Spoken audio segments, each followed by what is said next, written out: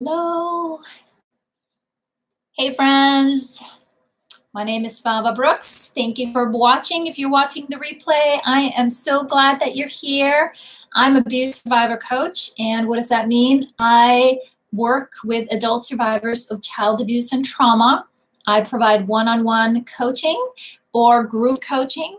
And what am I doing here? I love to hang out here. Hey, friends, with my fellow survivor thrivers as we work our way back, releasing our authentic selves. And to me, what does that mean?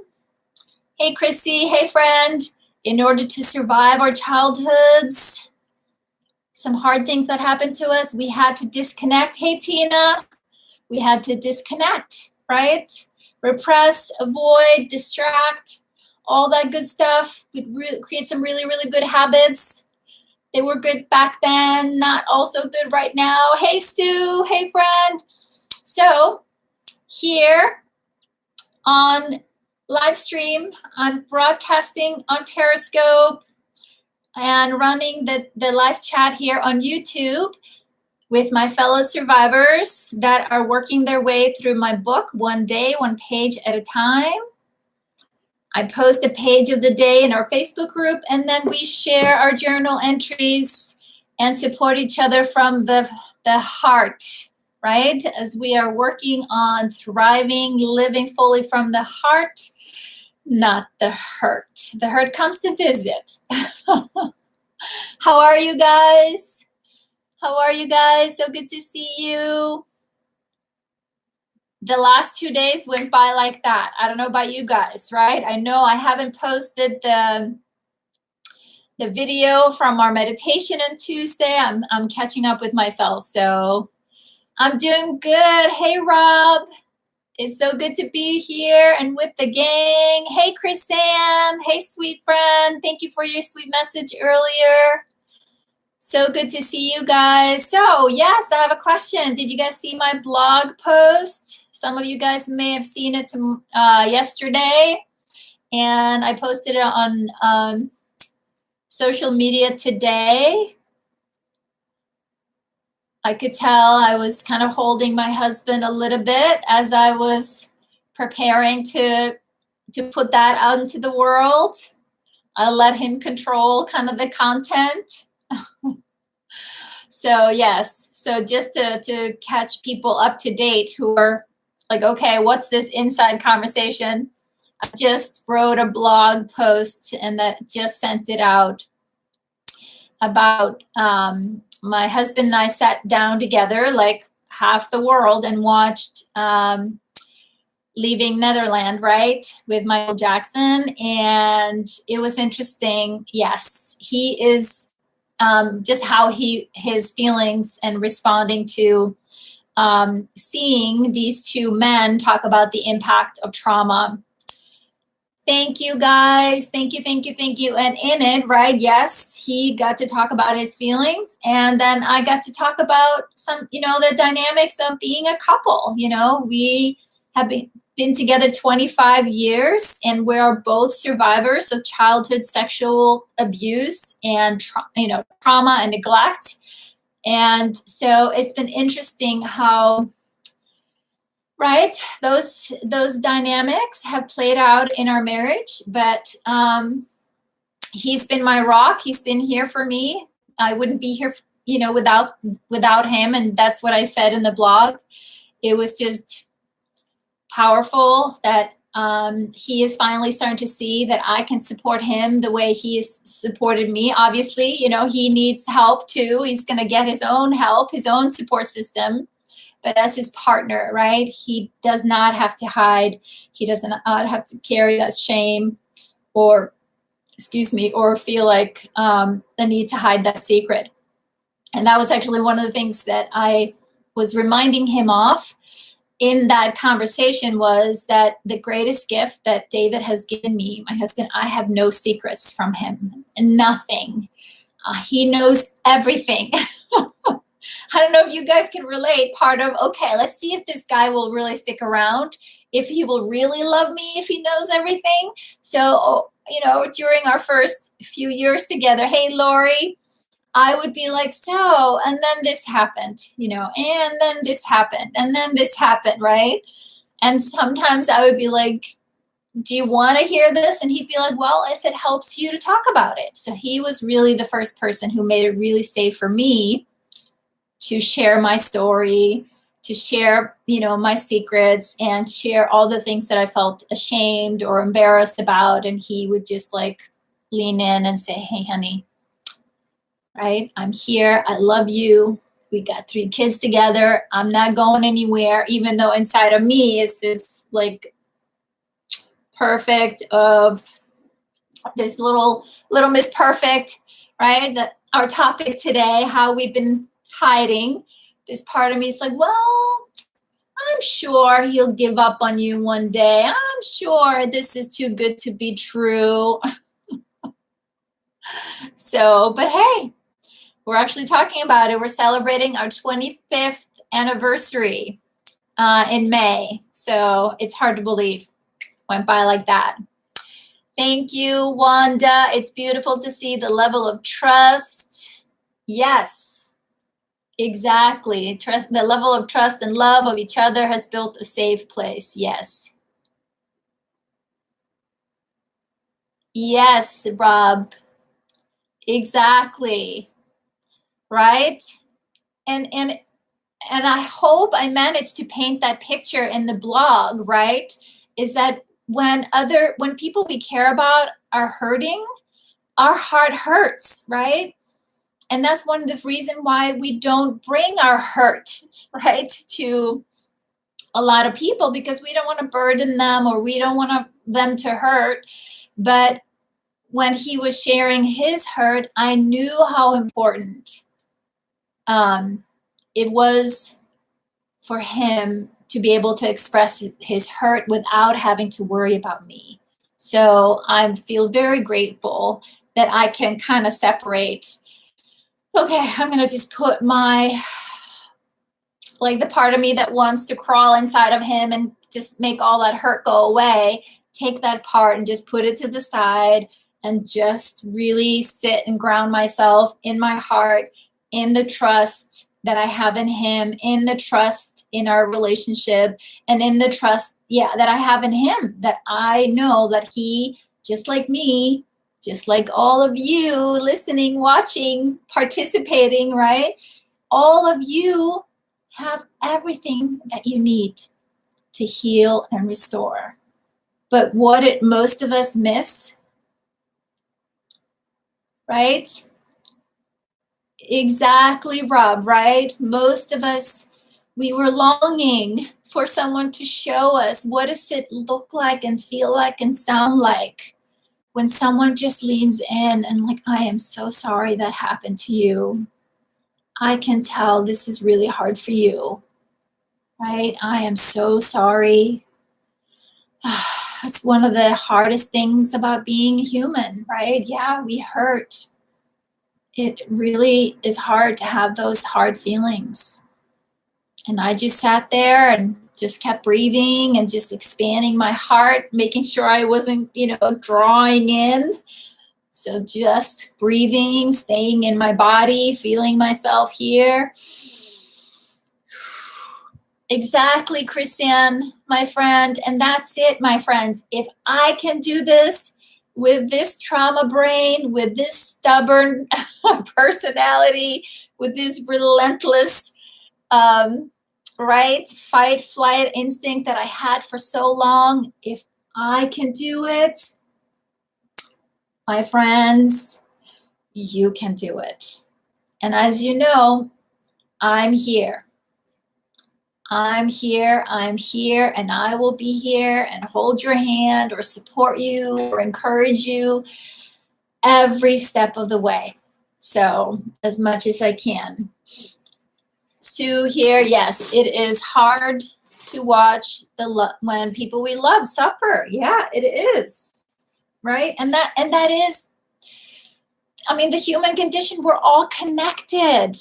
We are all connected, and that is why it's so important that we heal. Because when we heal our hearts, hey friend, when we heal our hearts, we can support other people, right? We can sit and support them through their hurt, right? They're only suffering because they feel alone. There's so much of the suffering is because they haven't found the right, environment to express those feelings, right? It's way harder when we are alone. And actually, a few people that shared the blog actually ended up pulling out a quote from it. And I noticed a couple people at least quoted the part where I wrote, it wasn't the abuse, I should have pulled up the blog here, but it wasn't the part that we were hurt that was the most painful, is that we were alone in our healing for so long, or before we started healing, like we were stuck with the pain and the suffering, not knowing how to ask for help even. So, right, Lori? Yeah. And that's as we are, and I know you guys, Wanda reached out to me, and we're going to talk about the documentary on our next call. I'm happy to hold a space and we can dig into it a little bit and give yourselves permission to talk about it and your thoughts and feelings about it. Because my thought just left the station without me here. I didn't know where I was going with that. So we are going to talk about it again next time. But anyways, so I just wanted to put it out there and see what you guys thought. And it's interesting. Sometimes when I'm writing, it's like pulling teeth for the writers here. And then sometimes it just flows out. And after that experience with my husband, I sat on it for a little while. And then I'm like, honey, do you mind if I write about it? Do you mind if I write about our experience? I think there is something funky here that it could help people. So he was like, sure, just let me read it first, of course. So anyways, so he is very proud. And I've been getting messages from people also telling him, I've been sharing it with him, and it makes him feel proud. And he feels, okay, it was worth it. It was worth sharing. All right. Yes, Chrisanne, I know. So be gentle with yourselves, my friends. If you're going to watch that documentary, it definitely was hard to watch. And if not for just, yes, triggers aside for some of us, but also just, for how long those guys struggled alone. Again, thinking it was their secret, something they had to keep. And their struggle until they started healing once they found someone to talk to. So anyways, so patterns. Yes. All right, no worries. Good for you. It's always good. Take some time out in the country, away from cell phones and internet. I'm all for it. All right, my friends. So today we are talking about one of our favorites, right? Playing perfect, perfectionism. So you try to be perfect because you're trying to hide insecurities or parts of yourself that you think aren't lovable. Yes, good. There you go, Rob. But it's a double-edged sword, right? Because being a perfectionist and hiding your true self from the world makes it harder for people to really love us, because they can sense that you are covering something up. Trust that the people who do truly love you want to love you for all your imperfections, because they make you unique and real and human. I hear you, Sue. I hear you. So I think of perfectionism and shame as the terrible twins. You won't find one without the other. All perfectionists are hiding something, and if they weren't, they wouldn't be so hard on themselves and everyone else, right? That often shows up in control, right? because it has to be perfect and everybody better get in line. Being perfectly imperfect is a good thing. It's normal. It's real life. So, 2 questions today. How did you try to be perfect as an abused child? And how is this sabotaging your adult life? So let's go here. I'm glad. Thank you guys for telling me that we weren't finding the pages with the Facebook being out yesterday. Many of us were having a hard time. Let's see here. So let me see your comments. And as you can see, I'm looking at more than one screen. I have 3 screens in front of me right now. Trying to navigate here. Let's see, LD, I didn't see if she said share, but Sue says right here, oh my goodness, this just keeps coming up. And so also just wanted to say, if anybody just joined us right here, please say hello, please introduce yourself. We would love to welcome you, so don't be shy. Please tell us you're here and your name, but it's also okay just to sit back and watch for a little bit and see what the heck we're up to here. We are a safe bunch, I promise. We promise. All right, guys, we're safe. Welcome. Thanks, Rob. So Sue says here, as a child, I desperately wanted to be a good girl, but whatever I did, it was never good enough. I'm sorry, my friend. When I would ask my mother if I'd been good that day, she would always say, well, no, because, and list all that I had done wrong that day. I so desperately wanted her to say yes and to love me and to cuddle me and to accept me, and she never did. And she herself would work and tell me never to sit down until all the work was finished. And in the end, it killed her. She had high blood pressure and died of a stroke. Oof.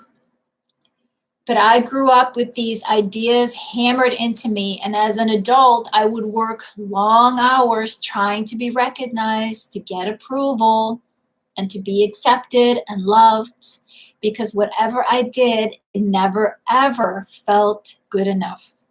But all the work in the world never succeeded in fulfilling that need for love. Oof, Sue, my friend, I am sending you lots of love, and I am reading LD's comment here, right? It just kills me to imagine that as a little girl, you were asking your mom if you had been good. I'm so sorry. I'm so sorry.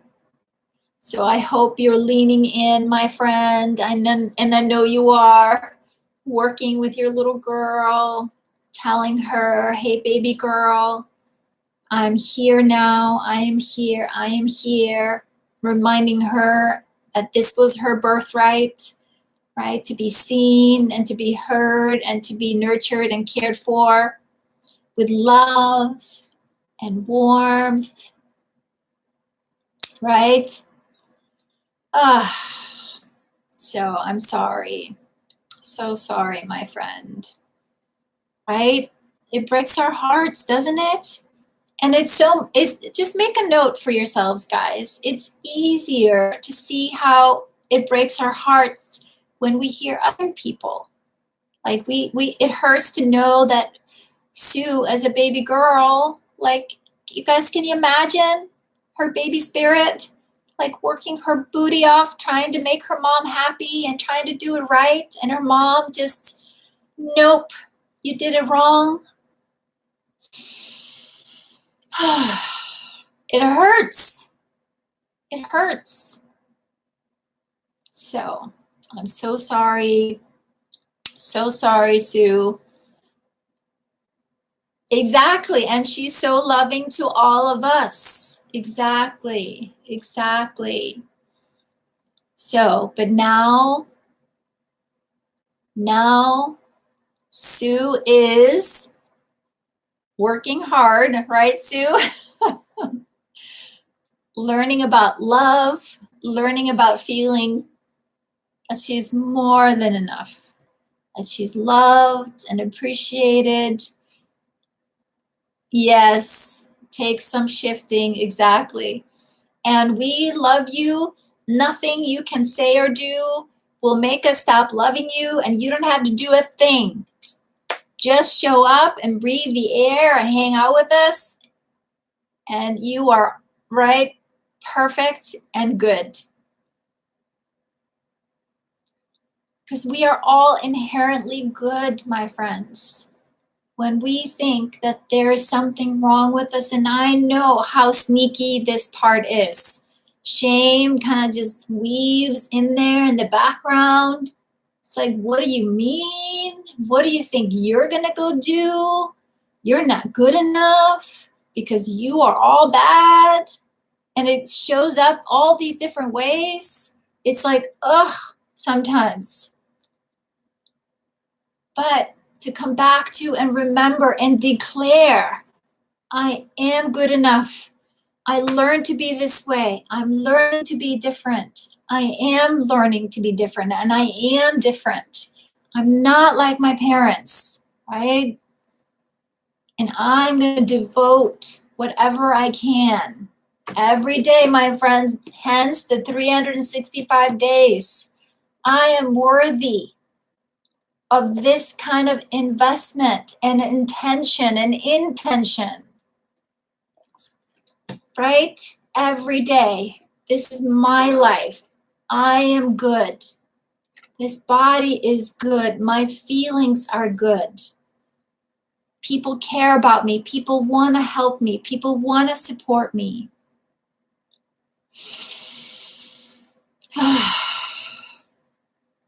Thank you, Sue. Thank you, thank you, thank you. Rob, you're so sweet. He says, then you stumble here and found love with no strings or entrance exams, just being you, right? Right? Yes,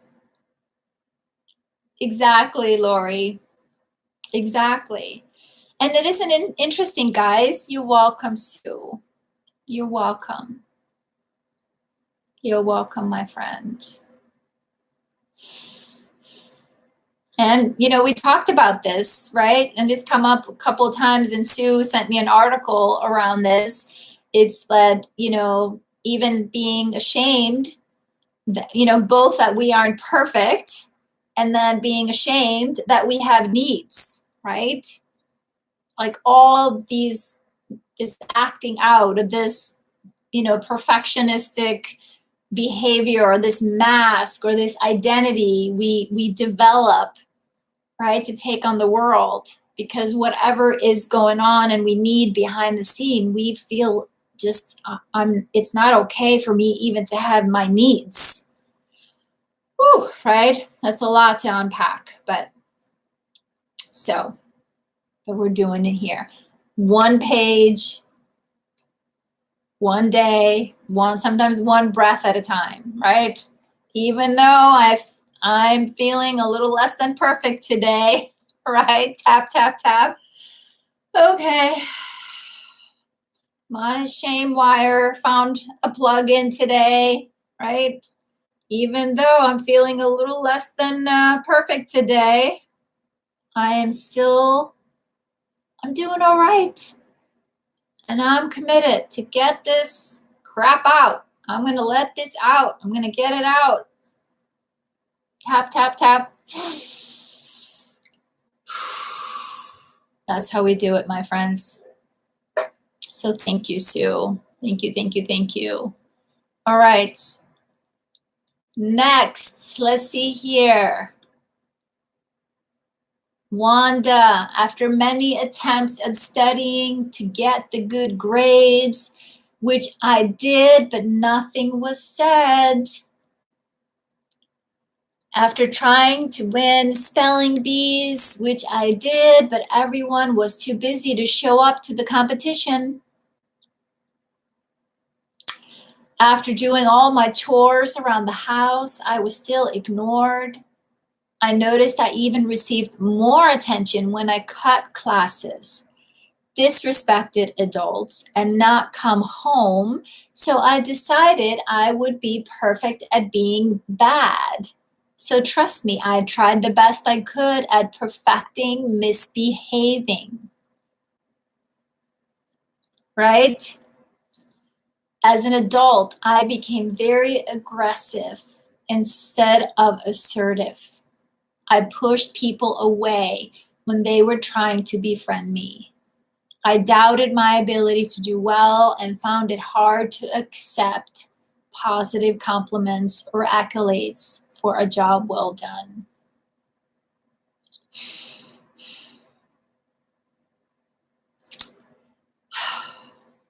I hear you, Wanda.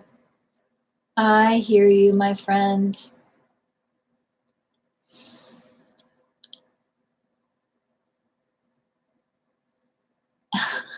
I'm leaning in to read your comments here. Aw. I do have my heart glasses. They're never far. So my friend Wanda, who can relate? Who can relate? Wait a minute. I get more attention from being bad or when I break the rules, right? Sometimes we go from one to the other. But I hear you, my friend. And exactly when you tried so hard, doing the right thing, doing well at school, right? Doing what was expected at home. No one cared, no one noticed. Or if they did, if you got an A, then why didn't you get an A plus? Yes, yes. And that's it. It's like if nobody notices, no one meets us in our life, nobody shows up with delight, right? Matches us, and then a little bit more even to encourage that internal drive, that internal curiosity, and see what happens when we show up. That the people that love, right, love and care about us, that they show up and are supportive. Of course you got an A. I believe in you. Aren't you proud, right? What did you learn? Tell me about it. How exciting. When is the presentation going to be? When can I be there? And then when we try and try and try and nobody shows up, nobody does anything, why bother? Right? Because what's underneath it? We are desperate to be seen, to be heard, to connect. And we will do whatever it takes. We will do whatever it takes. And then we have this bind right now as adults. I want connection. I want to be seen, but I don't want to be seen, and I don't want connection. I want to be seen. I want a connection, but I don't trust it, right? So that's the hard work, my friends, is to then lean in to that baby girl or that teenager, that young adult, and to be patient with them and our body and our nervous system when it gets all tight and just, nope, not doing this. Going there to be vulnerable here is not safe, no matter who it is, right? And that's why it's important that we are the ones that go inside, that go internal to connect with that wounded little girl or wounded teenager. hey, sweet girl, right? And we've talked about that here. It can be scary in the beginning because we don't have any models to be loving and firm to a teenager that's acting out. That was very scary in the beginning. But not giving up, not giving up, not giving up. And this is where learning about parenting, my friends, was very, very helpful to me. And if any of you are interested in reading a little bit about parenting and the developmental stages, I have shared some of the books with you guys. One of my favorite books is the one that they talk a lot about reparenting ourselves. And even if you don't have kids, you can go through the stages and then you can see, what area, perhaps you're a little stunted. Like I was definitely like frozen in some areas of growth, of maturity, because I simply didn't, get the support to evolve correctly. So there was a breakdown. Awesome, Rob. Of course, good old YouTube. We're right here. So, but again, reading those books and understand it, there you go, Sue, right? Yeah, I mean, I had my kids and I'm like, oh my goodness, nobody told me this was going to be this hard, right? And then it dawned on me, wait a minute. And, I feel like I was lucky. I will post titles, Sue. I'm happy to do that. That around the time that, I recognized this, people were starting to write books about parenting, Sue. It's like maybe it wasn't even talked about that much those years ago. You just had these babies and you were supposed to know how to parent them, even though I wasn't parented, right? So thank you, Wanda. Thank you, my friend. And I'm so glad that you are now turning to that, right, to yourself and supporting that inner teenager who has learned to get her needs met, right? Or acts out when things get a little too vulnerable, right? Because it feels uncomfortable and she's going to retreat or just push you away before. So to be there with us, to be there for yourself, that's the path, my friend. And I know it isn't always fun or pretty, but you're doing a beautiful job. I hear you, Lori. I hear you, Sue, right? You weren't, and the church did not help. Exactly. I hear you, friend. I hear you. Thank you, Wanda. Thank you, Wanda. And so just a little side note, right? 16-year-old is more than a notion. I hear you. I can only imagine. She's a powerhouse. Oh my gosh, she's a powerful girl, right? But you got this. She's just needing you to, keep showing up until she gets it, that you're more stubborn than she is, right? You tell her, baby girl, you can holler and push back and not be happy about this, but I'm here and I love you and I'm going to sit here until you're ready to talk through. Right? I'm not going to make you do anything you don't want to do. I'm just here to learn to love you. So we're in this together. You live in here. We're going to do this. So I know I'm making light. So yes. Yes. All right. So thank you, Wanda, so much. And as you can see, you're not alone, my friend. Let's see, Nora. Thank you, Nora. I think I saw Nora pop up here somewhere. I know her internet connection isn't very good where she's traveling, but she sent this to me, gave me permission to share. She says, whatever tasks I was giving, it had to be done perfectly. Take, for example, house cleaning. How many of us were doing house cleaning? How many of us were doing like the parenting, adulting way before we should have been doing any adulting, right? And I've talked about that, right, guys? When we are given responsibility without any authority, it's abusive. I've told you guys before, I wrote that on a big piece of paper and I had it next to my door so I could see it many times a day. I really had to let that sink in. What does that mean? Right? So as I'm reading this here, and you guys have been checking in with yourselves, all the things that you did that were kind of grown up. I mean, how old were you? Right? How old were you when you were given very adult responsibilities? But no authority. And what a conflict that creates.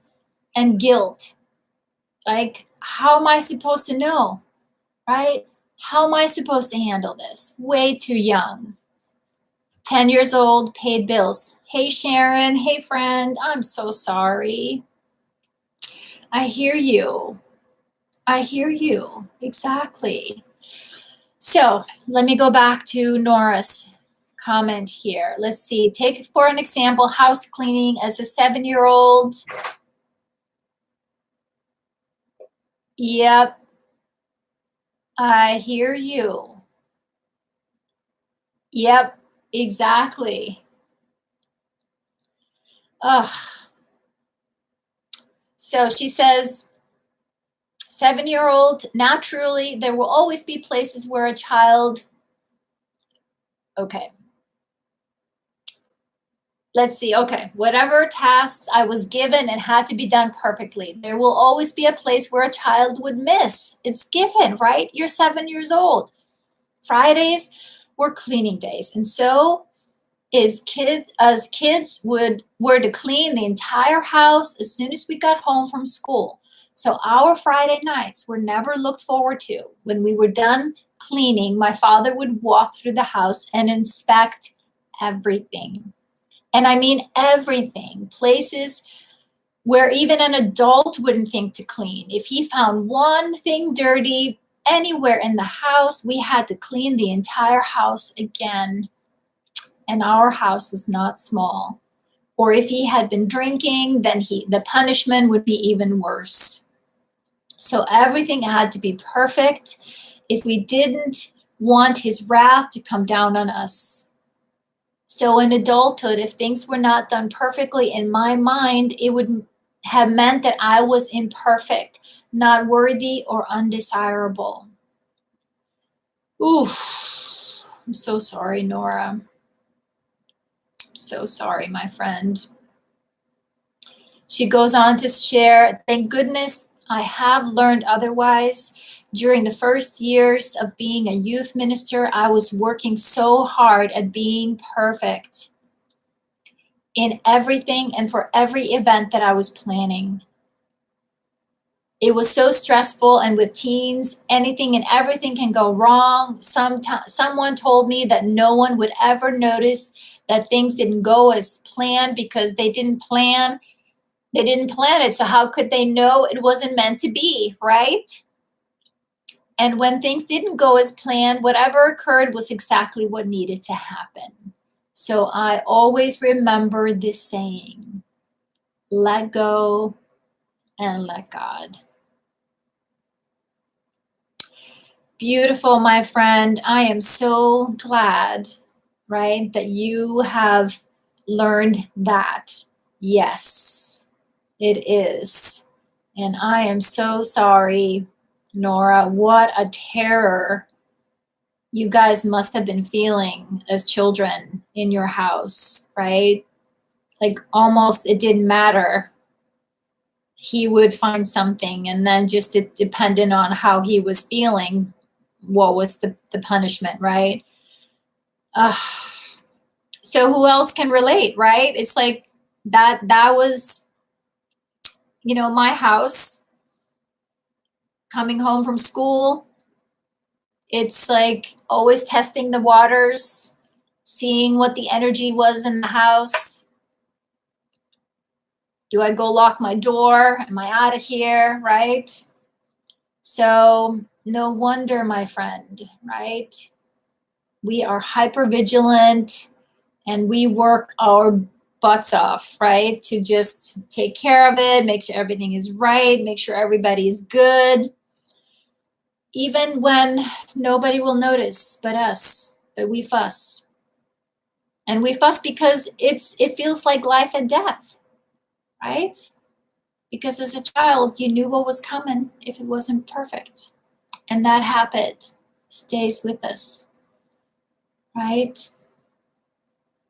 So part of the work we're doing now, right, is to gain some clarity here.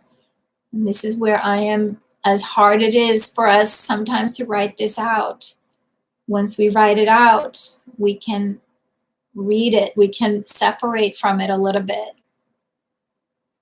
And then also when we share it, we can see, you guys can see from each other how people are responding. Perhaps you minimized, didn't even think about it. You don't see yourself as an 8-year-old doing those things. But when you tell people you were 8-year-old or 7-year-old doing these things, it's like, oof. Right? And then maybe then we can make it okay to let that little girl inside. She's in there. Yeah, that was hard. That was scary. Okay, sweet girl. I'm sorry I didn't see it before. I'm here now. You had to grow up so fast. I'm here now. I'm here now. I'm here now. Just telling my hubby, because 25 years ago when we met, I was a clean freak. Constantly cleaning everything. Everything had to be. I've come a long ways, my friend. Things need to be clean, but I'm not a control freak around it. We've talked about that here. I've relaxed. I've choose my health and wellness and well-being. So instead of working myself to the bone, right? Cleaning for nobody but myself. So my hubby. So, but he's pretty good. Sometimes he wakes up and he just works his way through the whole house. I'm just like, well, don't let me stop you, honey. Don't let me get in your way. I'll bring him coffee. So I am spoiled, but I'm worthy of it. So I take it. All right, my friends. Thank you, Nora. Let's see here. Rob, can I share yours?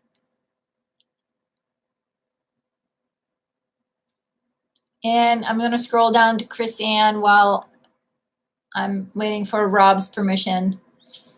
Chris Ann says, reading this question, I am flooded with memories. I can see myself doing everything and anything I could to be perfect, to be loved. It never happened. I cleaned every day, cooked dinner, did dishes after every time I did something to earn love. My mother literally was mommy dearest. She would empty out cupboards and throw everything on the floor for me to pick up. I'm so sorry. I'm so sorry, Chrisanne. My mother called me a slut and tried so hard to make, and I tried so hard to make her see me differently. It never ended. Absolutely everything I did was wrong, and she did not love me. She never did. Oof, I'm sorry. I am so, so sorry, my friend. It carries over in my head and heart every day. If my mother didn't love me, then who possibly could?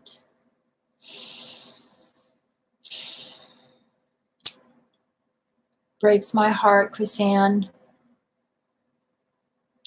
Well, I don't know your mom's story, right? But she did not deserve you. I'm sorry. I just need to say that right here in this moment. As you guys know, I have compassion for people, and I know hurt people, but I am so sorry, sweet girl. I'm so sorry. So sorry. Right?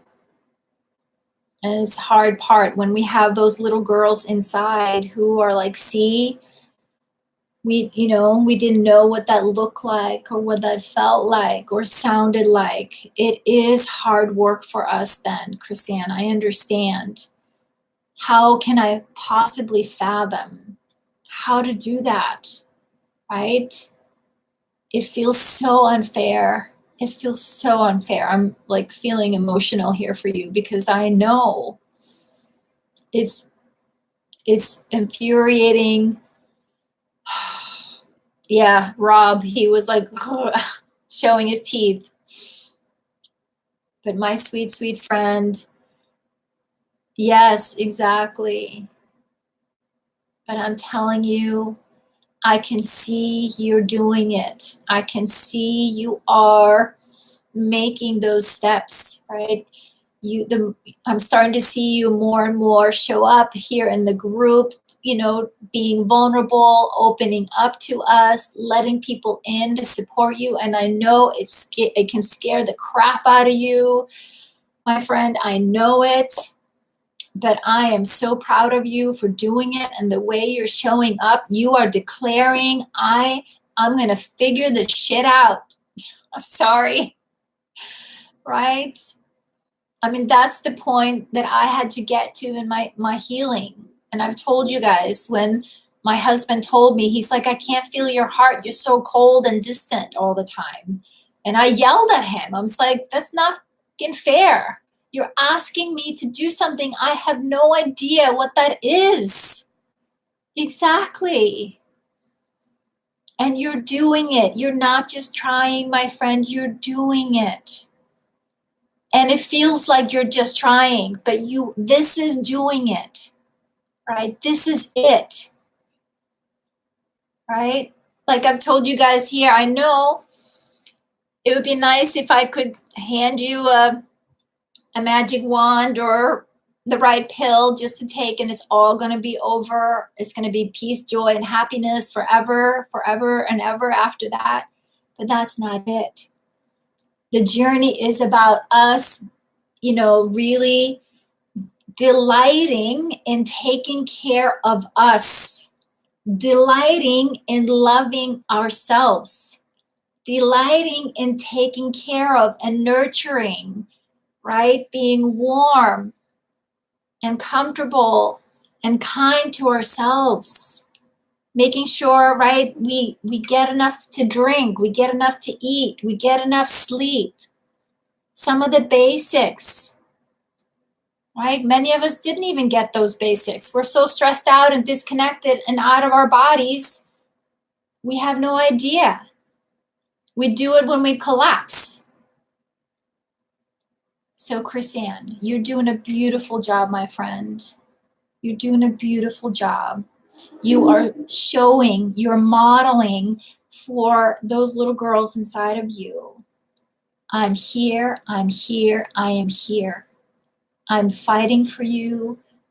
This is what love looks like, right? Chopping wood, carrying water, that's it. You're doing it for you. Taking care of you. That is the path to self-love and self-acceptance. Yes, you are worthy of sleep. Yes, you are worthy of rest. Yes, you are worthy of enough water so you're not dehydrated. Yes, you are worthy of eating good, healthy meals. Yes, you are worthy of kindness and love, right? And every day is a new page, new day where you get to do that again. Yay! It should be exciting. Today is another day I get to love me and take care of me. And if it hurts and I've struggled, I have friends. I can reach out to, that believe in me. Just before I came on here with you guys, I got a call from one of my best friends in California, and she was, she was celebrating, and she's like, I had to call you, Svava, because you celebrate with me. She's like, I'm always happy for her. I'm expecting, like, she's gonna reach for the stars and do big things, and she's moving forward, and I'm so excited, right? Like, to have people like that in our lives is so important, right? Clearly, none of us had that growing up, but now to go after that. You seem to be more resilient, which is the hardest thing to be if you never had any safe, love, role model growing up. You are worthy, period. Thank you, Rob. Chrisanne, that's for you, my friend. Right? It's to, no matter what, no matter how tired this body is, I'm going to love this little girl inside of here. No matter how hopeless my body feels, I am not going to abandon my little girl inside, right? Worthy, yes. Exactly. Sorry, friends, I went on a little tangent here, but thank you, Chrisanne. Thank you so much for sharing. And we see it. We see the shift in you, and you're doing a beautiful job.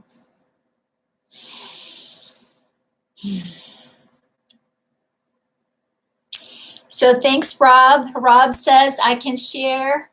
You're welcome, friend.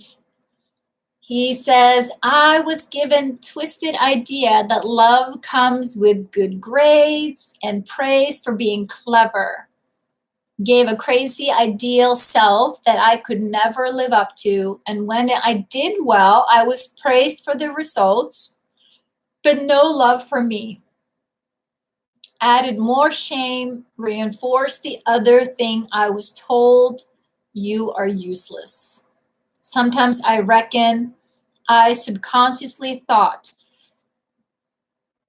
well, they say I'm stupid. Expect me to mess up, so I might as well fail and live up to those expectations. I learned recently that through the analogy of a good golfer, you can't judge one round. It's your average and consistency that shows talent. So without support and encouragement, I was fulfilling their plan. For a long time, I gave up. So perfection ended, and this doubled the shame, because it don't matter how much you say, I don't care, inside you do. And it was just toxic suppression. I hear you, my friend. I hear you. I hear you, my friend. And I am so, so sorry to be told that you are useless or stupid. It's just that it's abuse. It's abuse, my friends. And I'm so sorry, Rob.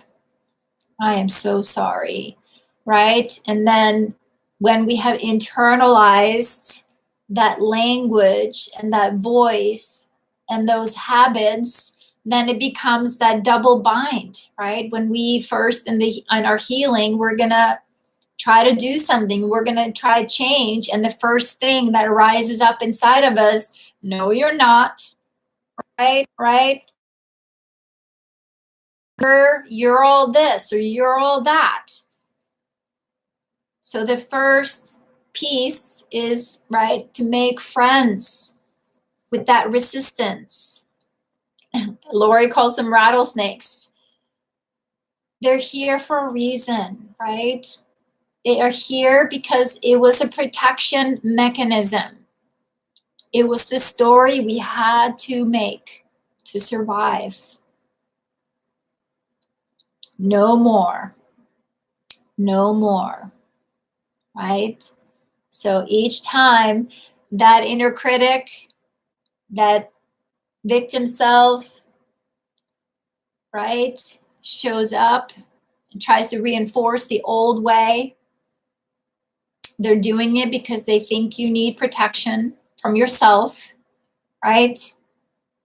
That's when we, loving and firm, our adult selves, hey friend, we show up and kindly, loving but firm, hey sweet boy, I know you have no idea. You cannot imagine that someone could support you and believe in you and want to encourage you. But I'm here now. I'm here now. I am here now. And I am interested.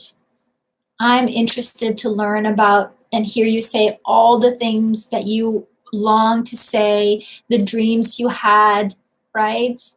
It's not too late. Trust me, those little kids are still in there. So, sweet, sweet Rob, I am so, so sorry.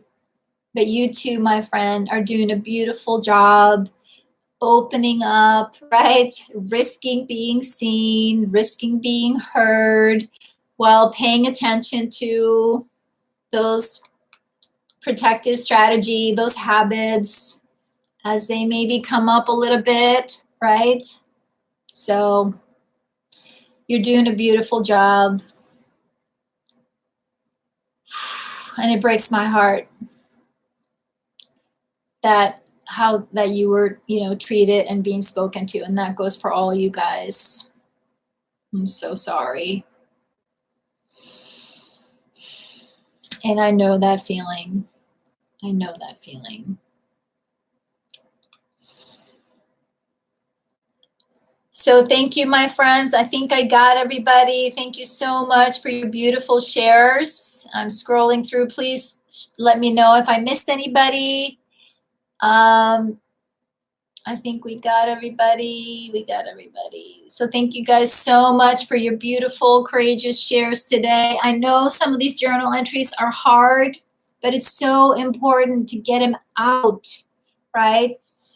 I see it now, which is better to understand rather than living through suppressed emotions and acting out from pain. You got it, Rob. Exactly. Exactly. Yep.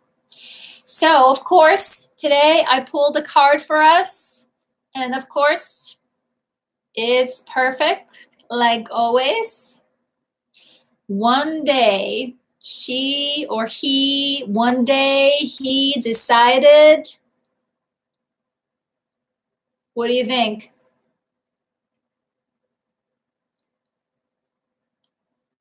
One day she decided to forgive herself. Right? Ultimately, that's what we're doing, my friends. It's time. Yes. Right? And forgiveness is a process. It's like loving someone or loving yourself. Forgiveness is the same thing. And I'm not talking about having to forgive, the person that hurt you or something that you're not ready to forgive, but it's about you, right? How can you accept you, right? And that you can almost exchange that for forgiveness. Like one day she decided to accept herself, forgive herself, right? That's what we're doing here. Like over and over and over again. Help bring out all that just as it comes up. We don't have to go digging for it, but as I'm going through my life today, what's going on here? And actually, I will probably pop onto and do a little live stream with you guys tomorrow. Just, you don't have to make time for it. I just wanted to share. I was processing something myself yesterday, and I was trying to go onto the group page to share with you guys. that I couldn't get onto Facebook with everything being down yesterday. So that I'm happy to share with you guys tomorrow. I will come on there and just tell you a little bit how, like I said, the process that we're going through, right? The conversations I'm having with you, the tools that I'm teaching you, my friends, I still use these tools, right? Because the journey, as this journey moves forward, right? As I push out of my comfort zone, God, universe, spirit is good in a way. It brings you, okay, let's heal this part. There is something in here that needs to be looked at. Oh, all right. Okay, I got this. But I know you, like I said, I was feeling you guys yesterday. I'm like, if they can do it, I can do it, and I'm doing this. All right, my friends, thank you again for being here, for showing up, and for sharing your hearts so courageously with each other and the world. And if this was supportive and helpful to you, please, yes, we all need each other. Please give me a thumbs up. And if you're watching the replay, please remember to subscribe and share and comment. And I will put some other links in the show notes below the video. And if you have any other comments and questions, please feel free to send me a note. Thanks, friends. Have a beautiful evening. We will be back here Tuesday, 4 p.m. Pacific Standard Time. And in the meantime, I will be sharing some videos from our last year Periscope stream. So keep you going over the weekend. All right, friends. Have a good night, everybody. Mwah, mwah, mwah. Much love. See you next time.